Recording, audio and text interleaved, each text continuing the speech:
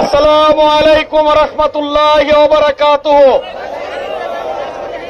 বাংলাদেশ জামাত ইসলামী ত্রিশাল উপজেলার সংগ্রামী আমির মাওলানা আবু নোমান আব্দুল্লাহ বাকির নেতৃত্বে আপনারা রমজানের পবিত্রতা রক্ষার দাবিতে, দ্রব্যমূল্যের ঊর্ধ্বগতি রোধের দাবিতে, অশ্লীলতা, বেহায়াপনা, অন্যায় অবিচার বন্ধের দাবিতে আজকে যে ঐতিহাসিক মিছিল করেছেন, সেজন্য জামাত ইসলামীর পক্ষ থেকে এবং আমার ব্যক্তিগত তরফ থেকে জানাই আপনাদেরকে আন্তরিক মোবারকবাদ।